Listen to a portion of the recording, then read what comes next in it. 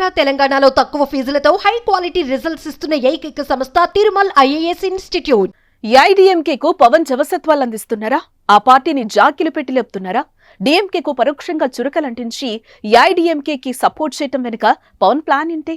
తిరుమల లడ్డు కల్తీ అంశం ఏపీ రాజకీయాలనే కాదు, తమిళనాడు రాజకీయాలను ఆసక్తిగా మార్చింది. ఉదయనిధిపై పరోక్షంగా విమర్శలు, ఏఐడీఎంకే పార్టీ పెట్టి 53 సంవత్సరాలు పూర్తయిన సందర్భంగా పెట్టిన ట్వీట్స్ పాలిటిక్స్ లో హాట్ గా మారాయి. తిరుమలలో లడ్డూలో వినియోగించే నెయ్యిలో జంతువుల కొవ్వును కలిపారని కూటమి ప్రభుత్వం చేసిన ఆరోపణలు దేశవ్యాప్తంగా తీవ్ర దుమారాన్ని రేపాయి. వైసీపీ ప్రభుత్వంపై తీవ్ర విమర్శలు వెలువెత్తాయి. ఏడుకొండలవాడ క్షమించు అంటూ పవన్ ప్రాయశ్చిత్త దీక్ష చేపట్టారు. 11 రోజుల దీక్ష అనంతరం తిరుమలకు చేరి దీక్షను విరమించారు. ఈ సందర్భంగా తిరుపతిలో ఏర్పాటు చేసిన బహిరంగ సభలో పవన్ సనాతన ధర్మం గురించి చేసిన వ్యాఖ్యలు కొత్త రాజకీయానికి తెరలేపాయి.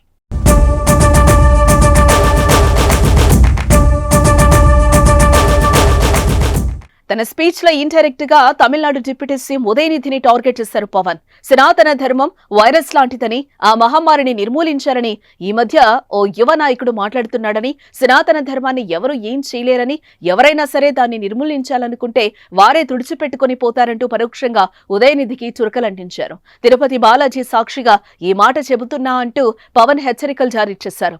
దీంతో స్టాలిన్ అనుచరులు అలాగే ఉదయనిధి ఫ్యాన్స్, డీఎంకే పార్టీ నేతలు పవన్ కళ్యాణ్ ను టార్గెట్ చేశారు. ఇటువైపు జనసేన కూడా కౌంటర్ ఇవ్వడంతో ఒక్కసారిగా సీన్ జనసేన వర్సెస్ డీఎంకేగా మారిపోయింది.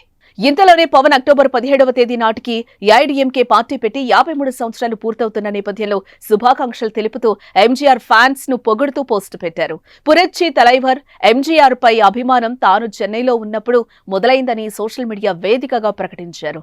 దీంతో వార్ మరింత ముదిరింది.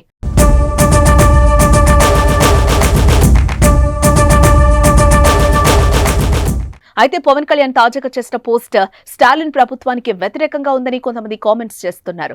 వాళ్లను నేరుగా విమర్శించకుండా ఏఐడీఎంకే పార్టీకి పవన్ కళ్యాణ్ దగ్గరవుతున్నారనే చర్చ రాజకీయ వర్గాల్లో జోరుగా సాగుతోంది. మరోవైపు పవన్ ను నీడలా వెంటాడుతున్నారు ప్రకాష్ రాజ్. జస్ట్ ఆస్కింగ్ అంటూ పవన్ కు వ్యతిరేకంగా వరుస ట్వీట్లు పెడుతున్నారు. తాజాగా ఏఐడీఎంకేకు పవన్ శుభాకాంక్షలు చెప్పిన ట్వీట్స్ కు ప్రకాష్ రాజ్ కౌంటర్ ఇచ్చారు. ఎంజీఆర్ పై హఠాత్తుగా ఎందుకింత ప్రేమో, పైనుంచి ఆదేశాలు అందాయా, జస్ట్ ఆస్కింగ్ అని మరో ట్వీట్ చేశాడు. అలాగే ఉదయనిధితో పాటు ఇటీవల పుస్తకావిష్కరణలో పాల్గొన్న ప్రకాష్ రాజ్ తమిళనాడు డిప్యూటీ సీఎం ఉదయనిధి స్టాలిన్ పై ప్రశంసలు కురిపించారు.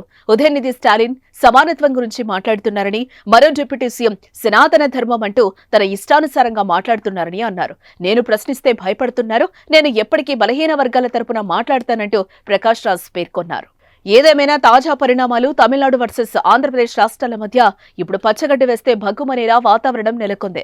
మరి ముందు ముందు ఎలా ఉంటాయో, పవన్ అడుగులు ఎలా పడతాయో చూడాలి.